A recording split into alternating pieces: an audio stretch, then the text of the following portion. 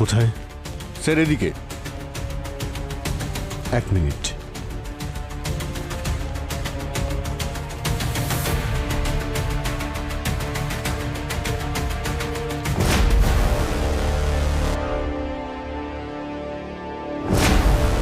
মনে হচ্ছে পেন্ট করতে করতে মারা গেছে। এর পেন্টিং তো অমর হয়ে গেছে। আপনি একটু ওদিকে যাবেন।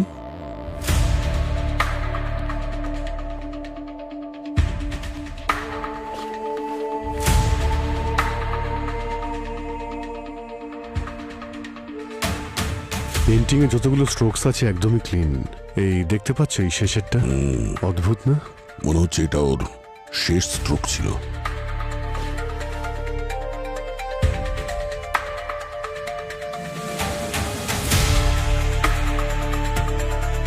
স্যার স্যার বডিতে কোনো আঘাতের চিহ্ন তো দেখছি না। স্যার বিষও দেওয়া হয়নি, ক্লিন।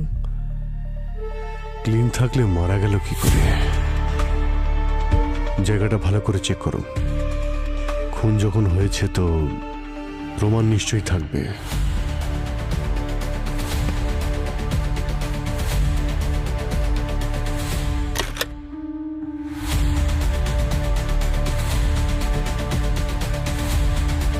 স্যার,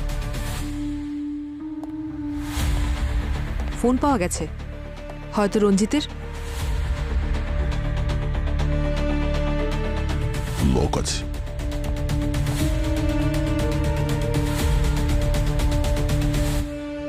লাস্ট কল কোনো স্নেহা নামের মেয়েকে করেছো?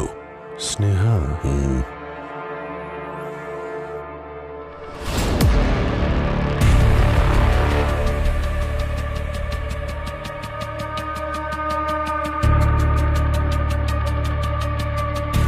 এই কাপে লিপস্টিকের চিহ্ন রয়েছে, মানে এখানে কেউ এসেছিল। এটা স্নেহা কিংবা ওর ওয়াইফ মালিনীও হতে পারে।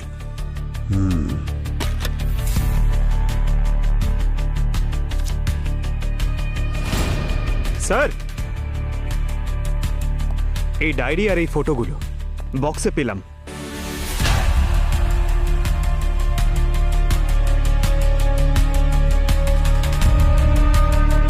এই মেয়েটার ছবি তো, আচ্ছা এই মেয়েটার পেন্টিংই তো করছিল। হ্যাঁ স্যার, একদম ডিটো। কফি মাগে লিপস্টিকের চিহ্ন, আর লাস্ট কল করেছিল স্নেহাকে। আর তারপর এই ডায়েরি আর মেয়েটার ফটো। এই মেয়েটার রঞ্জিতের সঙ্গে কোনো না কোনো সম্পর্ক ছিল। এই আবার স্নেহা নয় তো? চলো একবার ওর স্ত্রী মালিনীর সঙ্গে কথা বলি। আমি জানি না একে। হ্যাঁ, আমি এসেছিলাম এখানে, আমাদের অ্যানিভার্সারি ছিল, কিন্তু রঞ্জিত অ্যাজ ইউজুয়াল নিজের পেন্টিং নিয়ে বিজি ছিল। তারপর আমাদের মধ্যে ঝগড়াও হয়েছিল, কিন্তু যেহেতু ওর পেন্টিং কমপ্লিট করার ছিল সেজন্য আমি চলে গেছিলাম। আপনি চলেই যখন গেছিলেন তাহলে ফিরে এলেন কেন? আমি ভাবলাম যে এই সিচুয়েশনে যেন মুড খারাপ না করে, অ্যাটলিস্ট অ্যানিভার্সারির দিন একসাথে টাইম স্পেন্ড করে, শুধু এই জন্যই এসেছিলাম স্যার।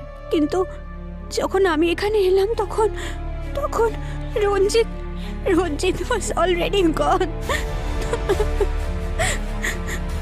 হ্যাঁ স্যার, অনেক চিৎকার চেঁচামেচির আওয়াজ আসছিল ভেতর থেকে। স্যার আর ম্যাডাম দুজনেরই মাথা গরম ছিল। এই রঞ্জিত স্যারের মনে হচ্ছে কোনো মেয়ের সঙ্গে চক্কর ছিল, আর সেই জন্যই ম্যাডাম বারবার হুমকি দিয়ে বলছিল ওকে ভুলে যাও, তা না হলে ঠিক হবে না। মেরে ফেলারও কি হুমকি দিয়েছিল নাকি? হুমকি মানে স্যার খুব আজে বাজে কথা বলছিল। আমার তো বলতেও খুব লজ্জা করছে স্যার। আচ্ছা, তোমার কি এটা মনে হয় যে তোমার ম্যাডামই তোমার সাহেবকে মেরেছে? আসলে ব্যাপারটা কি স্যার, ম্যাডাম খুব রেগে এখান থেকে চলে গিয়েছিলেন।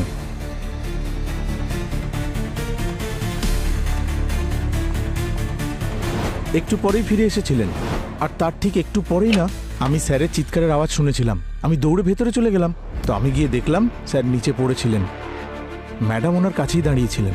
স্যার, স্যার, এ কি করলেন আপনি ম্যাডাম? এ কি করলেন? তাই স্যার আমার মনে হচ্ছে ম্যাডামই স্যারকে খুন করেছেন। এই মেয়েটাকে কি চেনো তুমি? না স্যার। আচ্ছা, স্নেহা নামের কোনো মেয়ের কথা শুনেছিলে? ও রঞ্জিত স্যারের স্টুডেন্ট ছিল। রঞ্জিত স্যার একা কাজ করা পছন্দ করতেন, কিন্তু ও এখানে আসতো আর অনেক রাত পর্যন্ত ওনার সঙ্গে কাজ করার জন্য থেকে যেত। খুন হওয়ার আগে অন্য কেউ কি দেখা করতে এসেছিল এখানে? আমার থাকাকালীন তো সেরকম কেউ আসেনি। হ্যাঁ, মানে মাঝখানে আধ ঘন্টার জন্য আমি খাবার খেতে গিয়েছিলাম স্যার, সেই সময় যদি কেউ এসে থাকে তাহলে। মালিনী তো সোজা রঞ্জিতের ঘরে চলে গেল। হ্যাঁ স্যার, আর খুব রেগেছিল মনে হচ্ছে।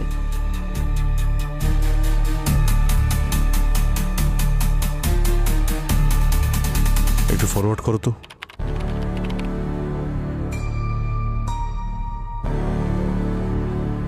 এই এই মেয়েটা কি? জানি না স্যার, ও এই সময় এসেছিল যখন আমাদের এই ওয়াচম্যান সাহেব খাবার খাওয়ার জন্য গিয়েছিল, তাই না? হতে পারে স্যার।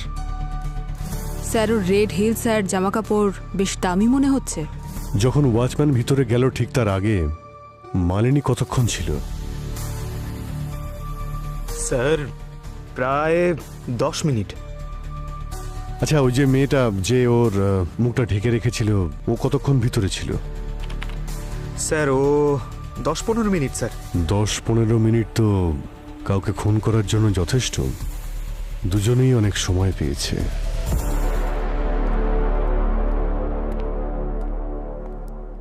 পঙ্কজ, ওই রেড স্যান্ডেলের মেয়েটার ব্যাপারে জানতে পারলে কিছু? স্যার রঞ্জিতের আর্ট গ্যালারির কাছে ইনকোয়ারি করেছি, কিন্তু কেউই ওই মেয়েটাকে দেখেনি স্যার। ওখানকার যতগুলো সিসিটিভি ক্যামেরা আছে সবটাই ট্রেস করার চেষ্টা করা হচ্ছে। ওই মেয়েটার ব্যাপারে সমস্ত ইনফরমেশন চাই আমার। ওকে কি করতে এসেছিল আর কোথায় পাওয়া যাবে ওকে। আই এম শিওর ওই মেয়েটাই কিছু একটা করেছে। আচ্ছা, তোমার কেন এটা মনে হচ্ছে যে ওই রেড স্যান্ডেল পরা মেয়েটাই রঞ্জিতকে খুন করেছে? আরে ভাই, কারো বাড়িতে কেউ মুখ ঢেকে ভালো কোনো উদ্দেশ্য নিয়ে তো ঢুকবে না। দেখতে গেলে উদ্দেশ্য তো মালিনীরও ঠিক ছিল না। ওয়াচম্যান বলছিল না যে মালিনী আর রঞ্জিত অনেকক্ষণ ধরে ভেতরে ঝগড়া করছিল? তাহলেও এতটা সময় যখন ভেতরে ছিল, যা খুশি হতে পারে। হ্যাঁ, হতে পারে, কিন্তু হাজবেন্ড আর ওয়াইফের মধ্যে ঝামেলা তো হতেই পারে না। এর মানে এটা তো নয় যে কেউ কাউকে খুন করে দেবে। ওর হাজবেন্ড মারা গেছে, একটু তো সিম্প্যাথি দেখাও। আমার ডিউটি সিম্প্যাথি দেখানোর জন্য নয়, কেস সলভ করার জন্য। আর এমনিতেও তুমি কিভাবে জাজ করবে? হ্যাঁ, তোমার তো পাস্ট প্রেজেন্ট সম্পর্কে কোনো আইডিয়াই থাকে না। কি বললে? হ্যাঁ, কি বললে কি তুমি? দেখো, তুমি কিন্তু প্রফেশনাল আর পার্সোনাল বিষয় গুলিয়ে ফেলছো দয়া, বুঝেছো? আমি তো তোমাকে এটাই বোঝানোর চেষ্টা করছি যে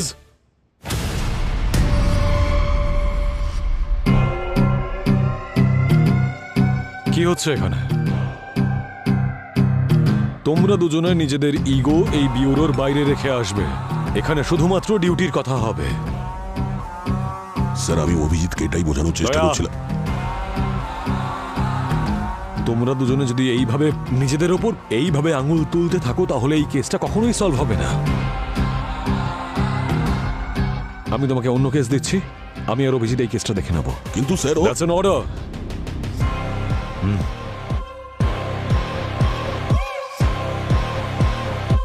ইয়েস স্যার।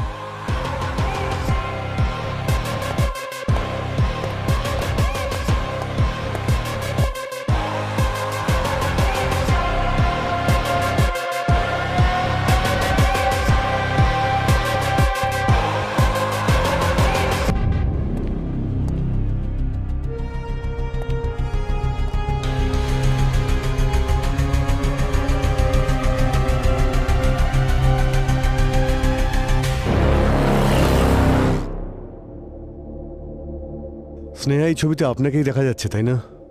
আপনি কি করে বলতে পারেন এটা আমি? ম্যাডাম, প্রশ্ন আমরা করব আর উত্তর আপনি দেবেন। এটা বলুন যে কাল রাতে আপনি রঞ্জিতের সাথে মিট করেছিলেন নাকি করেননি? না, কাল রাতে আমি সিটি হসপিটালে ছিলাম। আমার ভাইয়ের অ্যাক্সিডেন্ট হয়েছিল। আপনারা চাইলে সিটি হসপিটালে কল করে জিজ্ঞেস করতে পারেন। না না, আপনি টেনশন নেবেন না, সেসব খোঁজ আমরা নিয়ে নেব। আপনি এটা বলুন যে কি মনে হয় আপনার, কে খুন করতে পারে রঞ্জিতকে? না, আমার কারোর উপর ডাউট নেই, কিন্তু আমি রঞ্জিতকে 2-3 বার ফোনে ঝগড়া করতে শুনেছি কারোর সাথে। যখন জিজ্ঞেস করেছি তখন বলেছে কাজের প্রেশার, কিন্তু আসল ব্যাপারটা অন্য ছিল। ও নিজের সব পেন্টিংস কভার করতে শুরু করে দিয়েছিল আর ওর স্টুডিওর সব লক চেঞ্জ করিয়ে দিয়েছিল। ওই আর্গুমেন্ট যেদিন হয়েছিল, ডেটটা মনে থাকলে এতে লিখে দিন। স্যার স্যার ওই মেয়েটা যার ফটো আমরা রঞ্জিতের স্টুডিওতে পেয়েছিলাম ওর বিষয়ে জানতে পেরেছি। ওর নাম হলো কাজল। কাজল রঞ্জিতের স্টুডেন্ট ছিল, আর কিছুদিন আগে ও রঞ্জিতের বিরুদ্ধে একটা এফআইআরও করেছিল রিলেশনশিপে চিটিং করার জন্য। আর স্যার কিছুদিন পর এফআইআরটা তুলেও নিয়েছিল আর দিল্লিতে বাবা মায়ের কাছে চলে গিয়েছিল।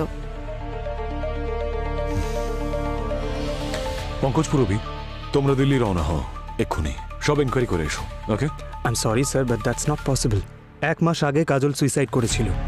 হোয়াট? হ্যাঁ স্যার, লোকাল পুলিশের কাছ থেকে জানা গেছে, কিন্তু সুইসাইডের কারণ খুঁজে পাওয়া যায়নি। তোর বাড়ির লোকের সঙ্গে কথা বলার চেষ্টা করেছো? ওর বোনের সঙ্গে কথা হয়েছে স্যার। ওরা বলছিল যে কাজল আর রঞ্জিত নাকি একটা রিলেশনশিপে ছিল, কিন্তু যেই মুহূর্তে কাজল ওকে বিয়ে করার কথা বলে রঞ্জিত ওর সঙ্গে ব্রেকআপ করে নেয় স্যার। ওর বোন বলছিল স্যার যে সুইসাইডের আগে কাজলের একটা ফোন এসেছিল, আর কলটা আসার পরেই ও ডিস্টার্ব হয়ে গিয়েছিল। তাহলে কলটা কি করেছিল? ফোন রেকর্ড চেক করেছিলে? রঞ্জিত করেছিল। রঞ্জিত? পঙ্কজ, একটা কাজ করো, রঞ্জিতের ডায়েরিতে যত ডেট আছে খোঁজ নিয়ে দেখো এই ডেটগুলোতেও কোথায় ছিল, সমস্ত ডিটেলস বের করো। আচ্ছা স্যার। মিথ্যে বলবেন না মালিনী দেবী, আপনার হাজবেন্ডের ওপর ওই কাজল কেস করেছিল, আর আপনি বলছেন আপনি কিছুই জানেন না। দেখুন, যা যা হয়েছিল আপনি যা জানেন সত্যি বলে দিন আমাদেরকে, না হলে আমরা গ্যারান্টি দিতে পারবো না যে আপনাকে আর কতগুলো দিন এই বিয়েতে কাটাতে হবে। হ্যাঁ স্যার, আমি একে চিনতাম, আর এটাও জানতাম যে আমার হাজবেন্ডের এর সাথে অ্যাফেয়ার ছিল। আমি এই জন্যই কিছু বলিনি, কারণ অকারণে পাবলিকে আমার আর রঞ্জিতের নাম খারাপ হতো। এমনিতেও এর জন্য আমাদের মধ্যে অনেক ঝামেলা হতো, কিন্তু এখনো অবধি আমি ওর সাথে দেখাও করিনি, আর আমি ওকে চিনিও না। আপনি ওকে চেনেন নাকি চেনেন না সেটা ইম্পর্টেন্ট নয়।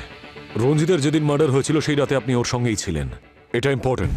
তাহলে গল্পটা হলো এইরকম যে একজন ওয়াইফ তার হাজবেন্ডের এক্সট্রা ম্যারিটাল অ্যাফেয়ারের ব্যাপারে জেনে যায়, আর তার ম্যারেজ অ্যানিভার্সারির দিনই সে ঠিক করে ওই দিনটাকে সে ডেথ অ্যানিভার্সারি করে দেবে। বাজে কথা এগুলো। ওই সামান্য একজন ওয়াচম্যান আপনাদের বলেছে আমার সাথে রঞ্জিতের ঝামেলা হচ্ছিল, সেজন্য আপনারা আমাকে তো দেখছি ভিলেন বানিয়ে দিলেন। আর আমি বলছি তো যে আমাদের দুজনের সম্পর্ক ঠিক ছিল না, কিন্তু ও আপনাদের মতো লোকেদের গেমস আমি খুব ভালো করে জানি, যে প্রথমে বড় লোকদের কেসের মধ্যে ফাঁসাবো, মিডিয়াতে নাম করব, আর তারপর ডিপার্টমেন্টে প্রমোশন, তারপর সাইড বাই সাইড ব্ল্যাকমেল করে নিজেদের পকেট গরম করা। কিন্তু একটা কথা আমি বলে রাখছি, আপনারা কিন্তু আমার কিচ্ছু করতে পারবেন না। আমার ক্ষমতা কিন্তু অনেক ওপর অব্দি আছে।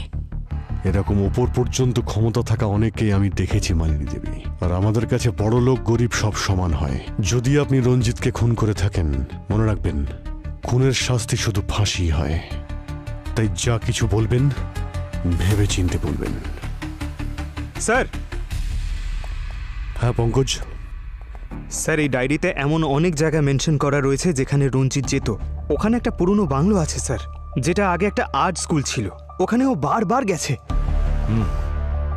অভিজিৎ, তুমি যাও আর গিয়ে খবর নাও, এমন কি বিশেষ আছে ওই বাংলোতে যে রঞ্জিতের ওখানে বারবার আসা যাওয়া ছিল।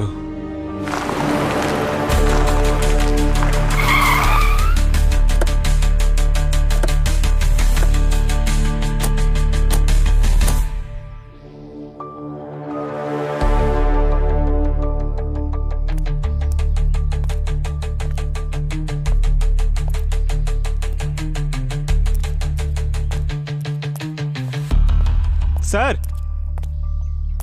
ভেঙে দেবো? আরে ছাড়ো না ভাই পঙ্কজ, দরজা ভাঙতে গিয়ে আবার তোমার পাটা না ভেঙে যায়। দরজা ভাঙার কাজ তো শুধু দয়া, সব জায়গায় শক্তি দিয়ে সব কিছু হয় না, মাঝে মধ্যে বুদ্ধিরও ব্যবহার করতে হয়।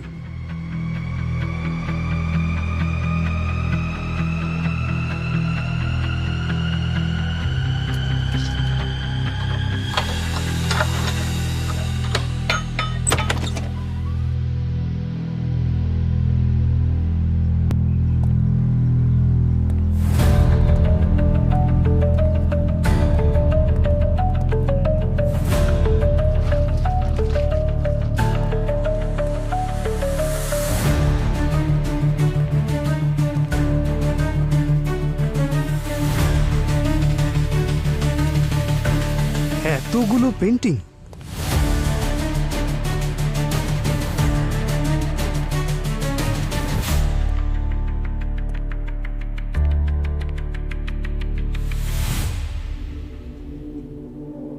স্যার, এই পেন্টিংসগুলো দেখে মনে হচ্ছে এগুলো বেশ দামি। রঞ্জিত কি এখানে পেন্টিং এর জন্যই আসতো নাকি? স্যার, এই রঞ্জিতের মৃত্যুর পিছনে নিশ্চয়ই অন্য কারণ আছে। ঠিক বলেছ। একটা কাজ করো, বাংলোটাকে সিল করে দাও। খোঁজ নিয়ে দেখো বাংলোটা কার, আর এই সমস্ত পেন্টিংগুলো তোলো।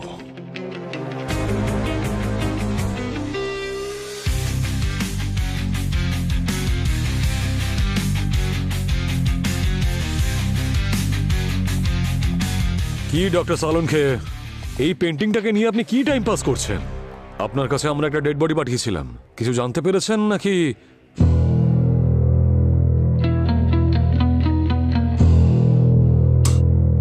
আরে অভিজিৎ, বড় অদ্ভুত কেস নিয়ে তুমি এসেছো। কেন, কি হয়েছে? আরে ভাই, রঞ্জিতের বডিটা যখন এসেছিল একদম ঠিক ছিল, কিন্তু যত সময় যেতে থাকলো এর বডির সমস্ত অর্গ্যানগুলো খুব তাড়াতাড়ি ডিকম্পোজ হতে শুরু করলো। কিন্তু এরকম কেন হচ্ছে স্যার? আপনারা তো বডিটাকে প্রিজার্ভ করে রাখেন না? হ্যাঁ রাখি, কিন্তু এর বডিতে অবশ্যই কিছু একটা আছে যার কারণে ওর অর্গ্যানগুলো ডিকম্পোজ হয়ে চলেছে। কি স্যার? আসলে আমি পাঠিয়েছি গার্গিকে ওর ব্লাড স্যাম্পলস আর টিস্যু স্যাম্পলস নিয়ে আমাদের সেন্ট্রাল ল্যাবে। ওখানে চেকিং হবে, তারপরে জানা যাবে যে কি কারণে ওর অর্গ্যানগুলো এত তাড়াতাড়ি ডিকম্পোজ হয়ে চলেছে। তাই ততক্ষণ একটু পেন্টিংটার সঙ্গে আমি টাইম পাস করে নিই। আসুন।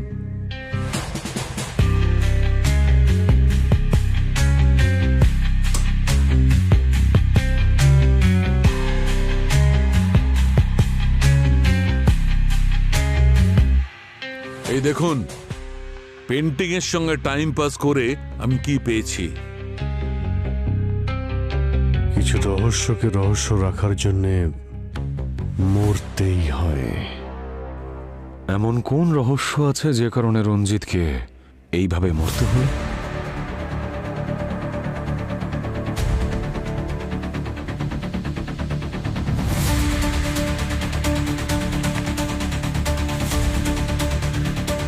পঙ্কজ,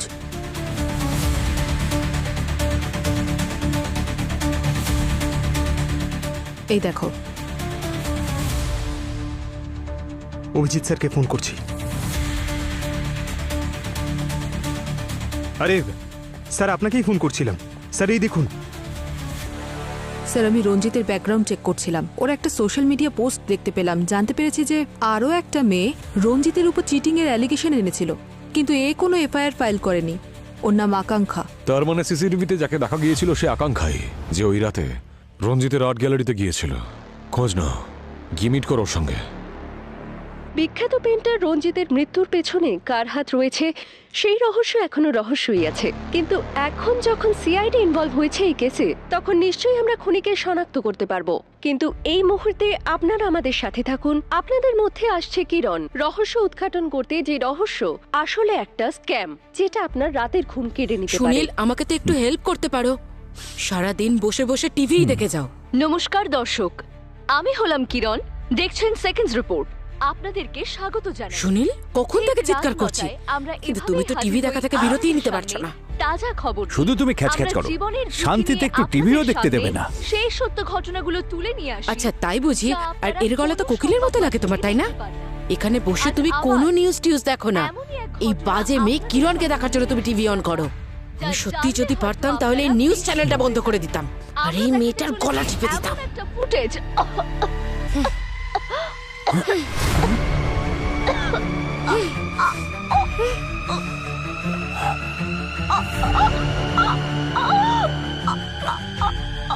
এই তো মরে গেল। খবর করতে করতে নিজেই খবর হয়ে গেল। ভয় লাগছে আমার। আমার গলাটা টিপে দিও না, আর কখনো খবর দেখবো না। 1 মিনিট, দেখে দেখি সরে যান। স্যার এদিকে।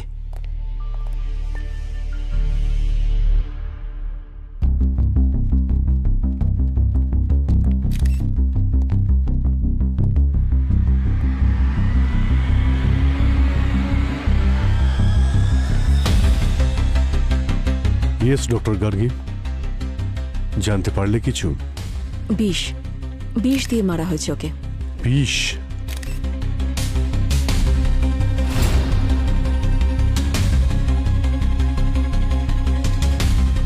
ওর নখগুলো দেখছেন স্যার, একদম নীল হয়ে গেছে, আর ওর ঠোঁটের চারিদিকের স্কিন শুকিয়ে গেছে। It's a clear case of poison.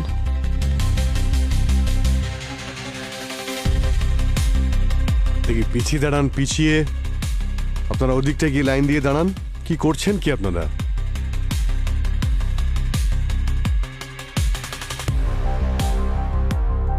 স্টুডিওটাকে ভালো করে চেক করো। বিষ এখানেই দেওয়া হয়েছে মানে কোনো না কোনো এভিডেন্স তো অবশ্যই থাকবে।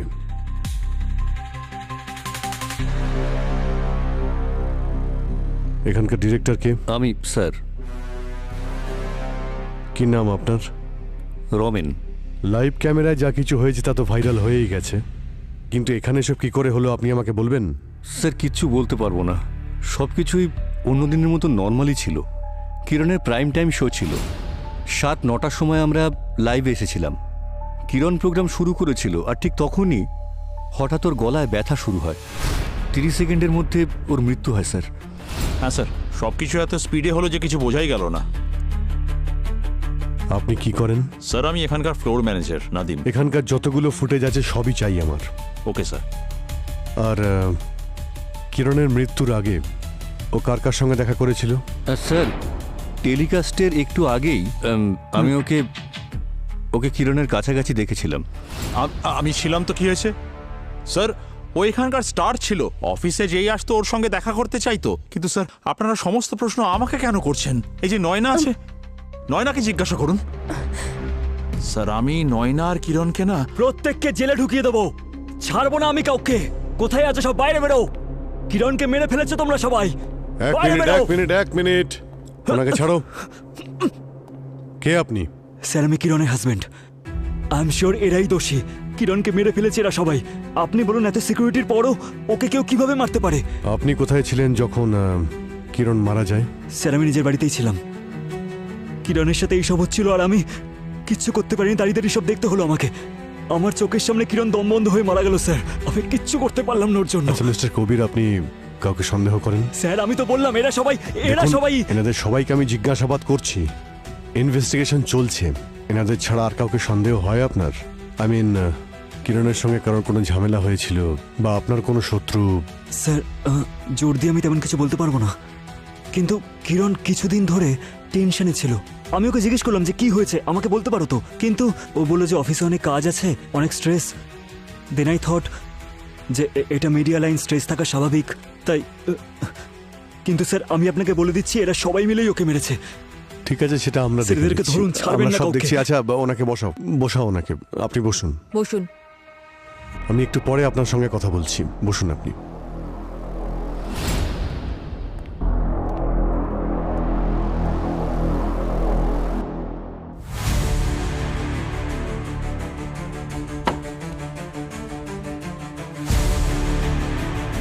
আচ্ছা আপনারা কি বলছিলেন নয়নার ব্যাপারে? হ্যাঁ স্যার, আমি যেটা বলছিলাম, আমি নয়না আর কিরণের মধ্যে একদিন প্রচন্ড ঝগড়া হতে দেখেছি। কি বলছে? কিরণের সঙ্গে ঝগড়া হয়েছিল তোমার? ইয়েস ম্যাম, আমার আর কিরণ ম্যামের একদিন আর্গুমেন্ট হয়েছিল। আমি একটা স্টোরি রেডি করেছিলাম, উনি সব ক্রেডিট নিজে নিয়ে সবার সামনে প্রেজেন্ট করে দিয়েছিলেন। তাই আমি ডিসাইড করেছিলাম যে ওনার ওই স্টোরির এমন স্টিং অপারেশন করব যে সারা জীবন মনে রাখবে। স্যার আমার মনে অন্য কিছু ছিল না, শুধু আমি অফিসে সবার সামনে এক্সপোজ করতে চেয়েছিলাম। আপনি করেছিলেন স্টিং অপারেশন? Yes sir. আমরা কি দেখতে পারি? Ma'am that's not fair.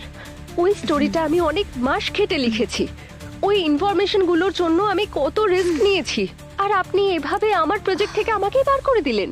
Relax baby, তুমি এখনো একজন জুনিয়র রিপোর্টার। তুমি যদি ওই নিউজটা করো, মানুষজন তো ইন্টারেস্ট দেখাবে না, কেউ ঘুরেও তাকাবে না।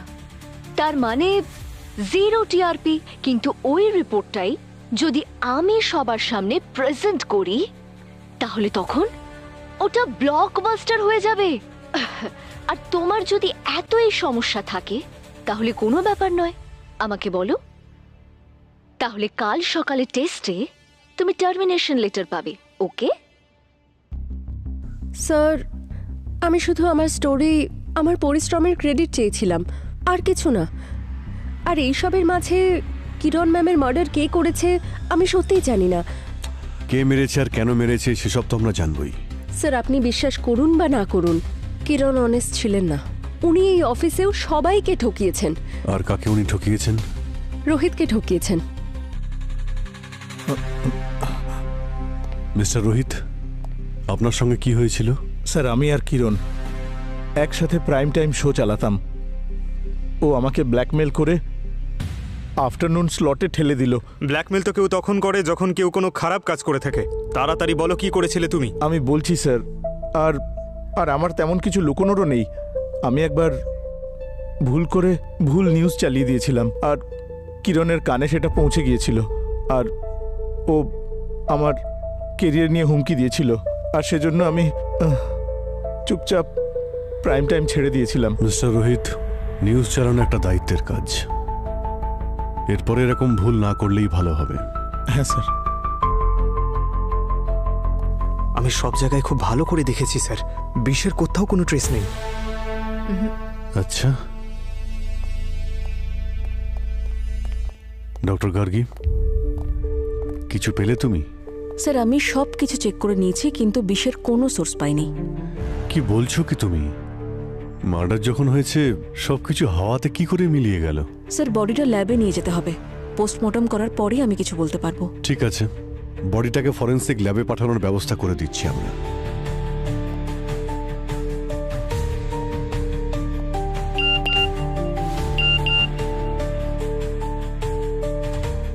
স্যার, স্যার যে মেয়েটা রঞ্জিতের বিরুদ্ধে সোশ্যাল মিডিয়া কমপ্লেন করেছিল ওকে পাওয়া গেছে। কে সে? ওর নাম আকাঙ্ক্ষা। আকাঙ্ক্ষা? কেউ যদি আমার ক্ষতি করার চেষ্টাও করে তাও আমি তাকে কিছু বলবো না। আচ্ছা, প্রতিশোধ নিতেও নয়? What do you mean? I mean আকাঙ্ক্ষা, তুমি যে সোশ্যাল মিডিয়ায় পোস্টটা করেছিলে রঞ্জিতের বিরুদ্ধে রাগ করে, সেটা দেখে মনে হয়নি রঞ্জিতকে তুমি এমনি ছেড়ে দেবে। রঞ্জিত আমায় চিট করেছিল। আমি কোনোদিন জানতেই পারলাম না যে ও ম্যারিড। আমি ডিপ্রেশনে চলে গিয়েছিলাম, অনেক কষ্টে ওভারকাম করেছি। আর ম্যাম, আজকাল সোশ্যাল মিডিয়া সব থেকে সেফ জায়গা নিজের অ্যাঙ্গার আর ডিপ্রেশন বের করার জন্যে। আপনি ওখানে হাজার হাজার পোস্ট পাবেন এরকম।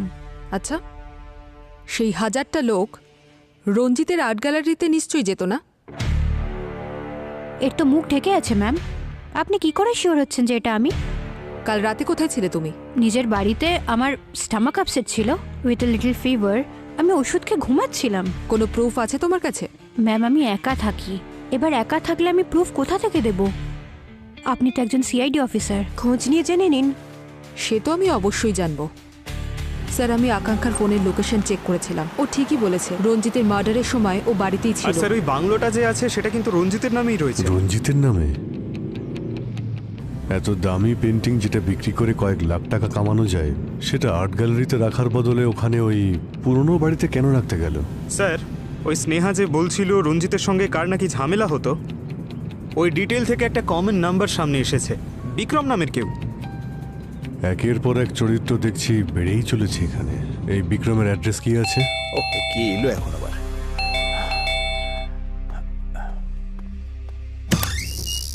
মিস্টার বিক্রম, আপনারা কারা? অনেক দেরি করলেন দরজা খুলতে।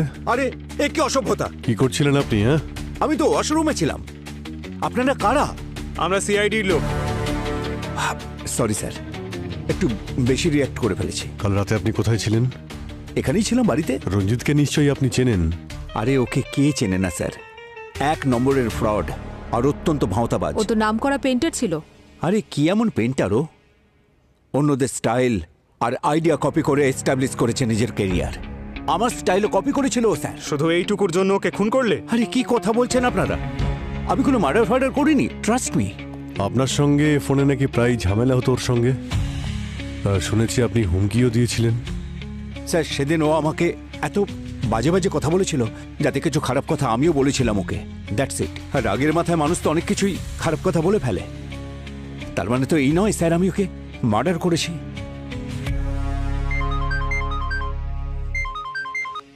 হ্যাঁ ডক্টর সালুখে। অভিজিৎ, সবাইকে নিয়ে এক্ষুনি আমার ল্যাবে চলে এসো। Okay sir, sure. আরে সালুঙ্খে স্যার কোথায় গেলেন?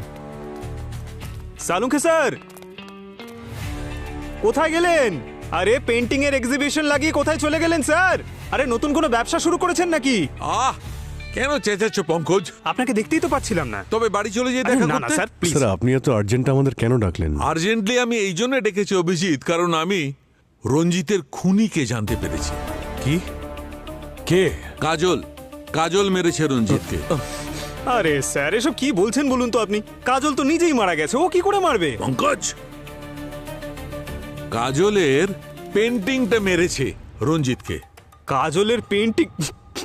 স্যার এটা হলো কি করে? আই মিন আপনি জানলেন কি করে? দেখো, যখন গার্গী আমাদের সেন্ট্রাল ল্যাবে ওই রঞ্জিতের ব্লাড আর টিস্যুস চেক করছিল, রিপোর্ট চেক করছিল, তখন আমি কিরণের পোস্টমর্টেম করছিলাম। অদ্ভুত ব্যাপার, আমি কিরণের অর্গানগুলো ওই রকমই ডিকম্পোজ হতে দেখলাম, ওই রকমই তাড়াতাড়ি যেমন রঞ্জিতের অর্গানগুলো ডিকম্পোজ হচ্ছিল।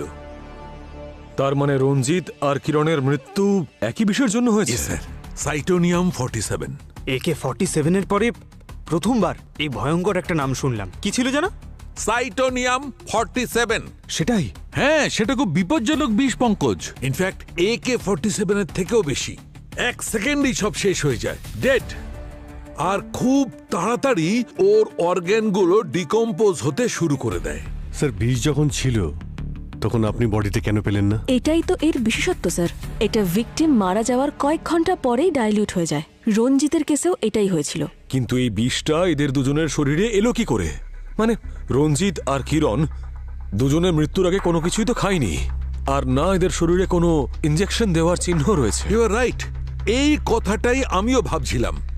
একই জিনিস আমাকেও খুব ভাবাচ্ছিল, কিন্তু আমি যখন রিপোর্ট দেখলাম একদম ক্লিয়ার। আর তারপর আমি রঞ্জিতের স্টুডিও গেলাম আর ওখান থেকে সমস্ত জিনিসপত্র তুলে আনলাম। বস, খুবই স্পেশাল কেমিক্যাল এটা, স্কিনের মধ্যে দিয়েও বডির ভেতরে প্রবেশ করতে পারে। আর রঞ্জিতের কেসটায় এই বিষ ভেতরে ঢুকেছে লিনসিড অয়েলের মাধ্যমে। লিনসিড অয়েল, যা বেশিরভাগ পেইন্টাররা নিজেদের পেইন্টিংয়ে ব্যবহার করে। পেইন্টার মাঝে মধ্যে তুলির সঙ্গে সঙ্গে নিজেদের হাতও ব্যবহার করে। ব্যাস, এই সুযোগটাই খুনি কাজে লাগিয়েছে রঞ্জিতকে মারবার জন্য। আর স্যার কিরণ কিভাবে মারা গেছে? ও ঠোঁটে যে লিপস্টিকটা ইউজ করেছিল তার মাধ্যমে। ক্যামেরায় লাইভ যাওয়ার আগে নিশ্চয়ই ইউজ করেছিল। And that's it, game over. তাহলে এই কেমিক্যাল যদি, মানে এই বিষটা, এটা যখন এতটাই ডেঞ্জারাস, তখন এটাকে অ্যারেঞ্জ করা বা তৈরি করা নিশ্চয়ই ততটাই মুশকিল। অ্যাকচুয়ালি এই কেমিক্যালটা যতটা বিপজ্জনক, এটা তৈরি করা ততটাই সহজ। এইটা তৈরি করবার জন্য যে কেমিক্যাল, যে কম্পোনেন্টস এর দরকার পড়ে, সেসব খুব সহজেই মার্কেটে কিনতে পাওয়া যায়। খুব লো আইকিউ এর লোকেরাও ইন্টারনেট দেখে এটা বানাতে পারে। তার মানে রঞ্জিত আর কিরণের মৃত্যু হয়েছে একই বিষে। ডেফিনেটলি দুজনের খুনি একজনই হবে। তাহলে খোঁজ নাও যে এই দুজনের মৃত্যু একই বিষয়ের কারণে হওয়া কোনো কোইন্সিডেন্স নাকি কানেকশন।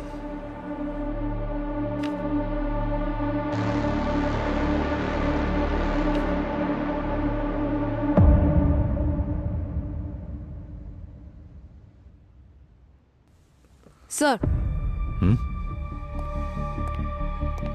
স্যার কিরণের জিনিসপত্র থেকে আমরা কিছু ফেমাস পেইন্টারের পোর্টফোলিও পেয়েছি আর কিছু পেইন্টিংসের ফটোজ। এই দেখুন, এটা এটা এই পেন্টিংটা, এটা তো ওই পেন্টিংটা যেটা রঞ্জিতের বাংলোতে দেখেছিলাম। তার মানে এই কেসে শুধু মার্ডারই নয়, নকল পেন্টিং তৈরি করার একটা অ্যাঙ্গেলও রয়েছে।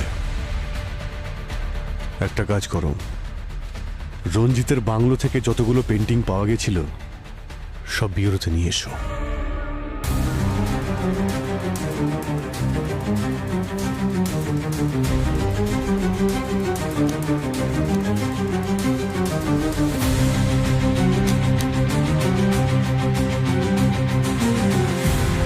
স্যার আমরা জানতে পেরেছি এই পেন্টিংসের অরিজিনাল কপি লন্ডন, অস্ট্রেলিয়া আর সাউথ আফ্রিকাতে রয়েছে।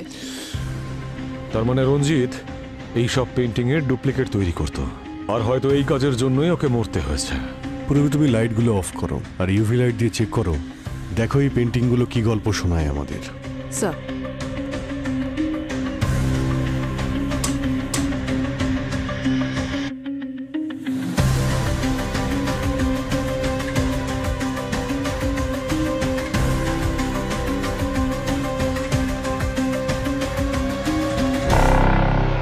এই পেন্টিংগুলো বিক্রি করার জন্য হয়তো এই কোডটা প্রয়োজন।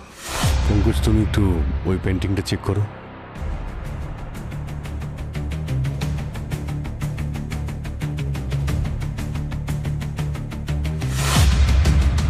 এই ফ্লাওয়ারের চিহ্ন ওই পেন্টিংয়েও ছিল আর এই পেন্টিংয়েও আছে। আচ্ছা, এক কাজ করো, এটা দেখো তো। এই দেখুন স্যার, সব পেন্টিংয়ে কোড দেওয়া আছে আর ফ্লাওয়ারের চিহ্ন। এই ফ্লাওয়ারের চিহ্ন আমি কোথাও দেখেছি।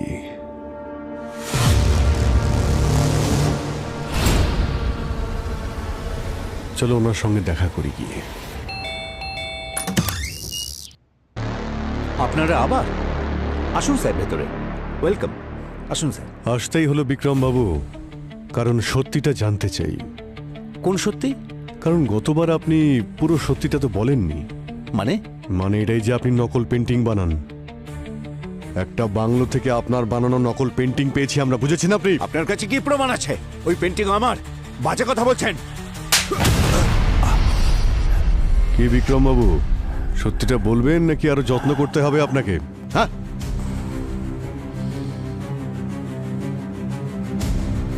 হ্যাঁ স্যার, আমি আমার পেন্টিং এর সিগনেচারের সাথে সাথে একটা ফ্লাওয়ারও বানিয়ে দিই। অনেক টাকা পাই স্যার নকল পেন্টিং এর জন্য। কন্ট্রাক্ট কে দেয় জানি না স্যার, কখনো দেখিনি তাকে। ইনফ্যাক্ট আমি গলাও শুনিনি কখনো। আমি শুধু পেন্টিংটা বানিয়ে বাংলোর বাইরে রাখতাম। সেখানে আমি টাকা আর একটা লেটার পেতাম। তার ভেতর থাকতো যে পেন্টিং বানাতে হবে তার ফটো। তা এইসব নিয়ে রঞ্জিতের সঙ্গে কেন ঝগড়া হলো? তেমন কিছু না, ও আমার ইল্লিগাল কাজের ব্যাপারে জানতে পেরে গিয়েছিল। আমাকে হুমকি দিচ্ছিল, বলেছিল আমি কাজ বন্ধ না করলে সবার সামনে আমাকে এক্সপোজ করে দেবে। স্যার, রঞ্জিতকে মারা হয়েছে কারণ ও নকল পেন্টিংসের বিজনেসকে এক্সপোজ করতে চেয়েছিল। কিন্তু কিরণকে মারা হলো কেন? খুনির সাথে ওর কি সম্পর্ক? কিছু তো ব্যাপার রয়েছে, না হলে খুন করবেই বা কেন? স্যার, এই বিক্রমের কথায় আমরা বিশ্বাস করতে পারি না স্যার। এই কেসটাতে সবাই মিথ্যে কথা বলছে। ক্রিমিনাল আবার কবে সত্যি বলে পঙ্কজ? এটা তো আমাদের কাজ খুনিকে ধরা আর সত্যিটাকে সবার সামনে আনা। যতক্ষণ না এই কেসের সমস্ত সূত্র পাচ্ছি, এই বিক্রম আমাদের র্যাডারেই থাকবে। এখন আমাদের লক্ষ্য হলো ওই লাল স্যান্ডেল পরা মেয়েটা। স্যার, রঞ্জিতের পুরনো বাংলোতে যেখানে নকল পেন্টিংসগুলো পাওয়া গিয়েছিল, ওর আশেপাশে যতজন ছিল সবার নাম্বার ট্রেস করেছি। একটা নাম দেখে আপনিও চমকে যাবেন। এই দেখুন, সূত্র পেয়ে গেছি।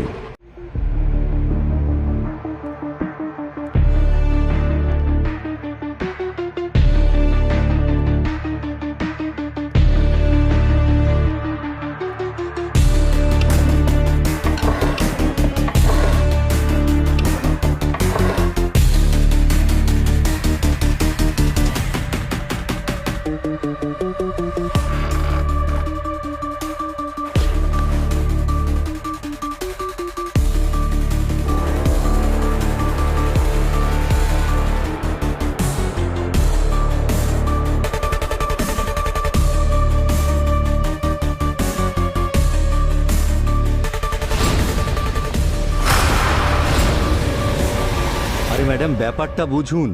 এনআরআই পার্টি অনেক বড়। আরে বস বলেছেন এখন নয়, এখন রিস্কি হয়ে যাবে। সিআইডি বিক্রম অব্দি পৌঁছে গেছে আর সব পেন্টিংও সিজ করে দিয়েছে। ওকে বলো একটু টাইম লাগবে। ম্যাডাম, ওদের তাড়া আছে, তাই তো 5টা পেন্টিং এর জন্য 2.5 কোটি টাকা দিচ্ছে। এই ডিলটা হয়ে যাক, তারপর বেশ কিছু মাস চুপচাপ থাকা যাবে। Hello hello ma'am. আচ্ছা ঠিক আছে ঠিক আছে, আমি পেন্টিং অ্যারেঞ্জ করে টাইম আর লোকেশন বলে দিচ্ছি। আর হ্যাঁ, ক্লায়েন্টকে বলবে পুরো পেমেন্টটা যেন ক্যাশে দেয়, আর সেটাও ইন্ডিয়ান কারেন্সি। ওকে, ডান ম্যাম।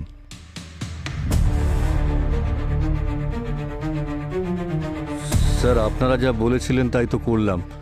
এখন কিছু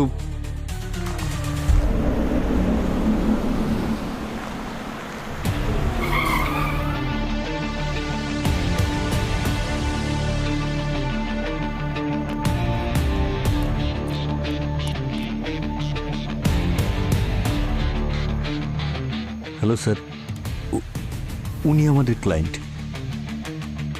ক্লায়েন্ট তো ঠিক আছে, কিন্তু ক্যাশ কোথায়? ক্যাশ তো আছে স্যার, গাড়িতে রাখা। আসুন। দুটো পেন্টিংস নিয়ে যাও, বাকি ক্যাশ পাওয়ার পর পিছনে রাখা আছে। Okay sir.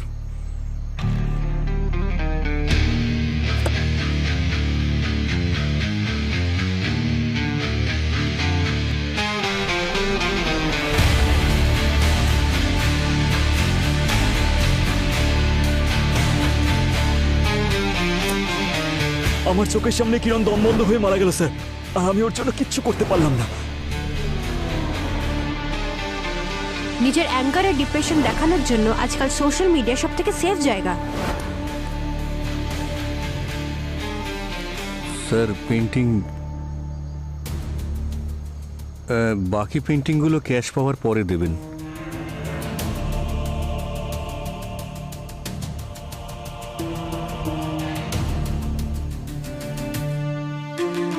ক্যাশ। ক্যাশ।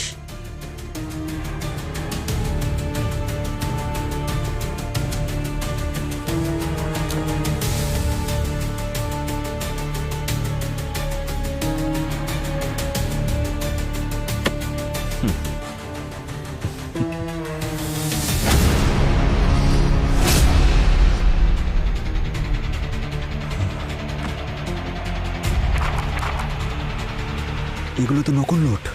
হ্যাঁ,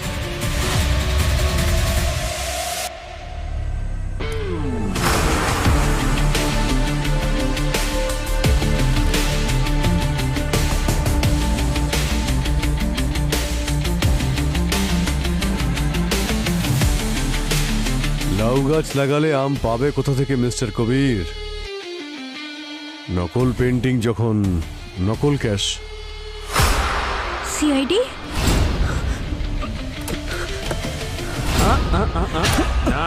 নো।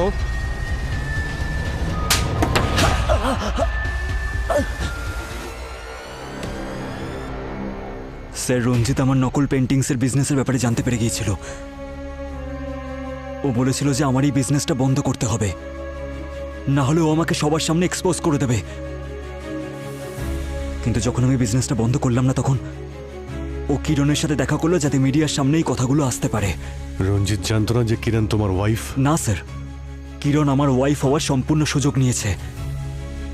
আমি ওকে কারোর সাথে ফোনে কথা বলতে শুনেছিলাম স্যার, যে ও প্রাইম টাইমে আমাকে এক্সপোজ করে দেবে, জেলে পাঠিয়ে দেবে আমাকে, আর তারপর আমার থেকে ডিভোর্স নিয়ে অ্যালুমিনির টাকা নিয়ে এনজয় করবে। স্যার রঞ্জিত আর কিরণকে রাস্তা থেকে সরিয়ে দেওয়ার জন্য আমি একটা প্ল্যান করলাম, আর সেটার জন্য আমি আকাঙ্ক্ষাকে পাশে পেলাম।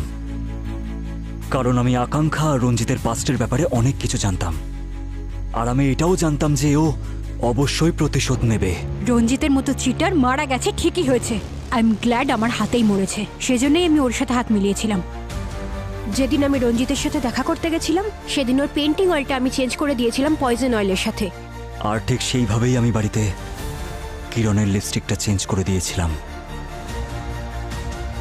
এবার দেখো কিভাবে চেঞ্জ হয় তোমাদের লাইফ, যখন জেলের মধ্যে তোমরা পচে মরবে।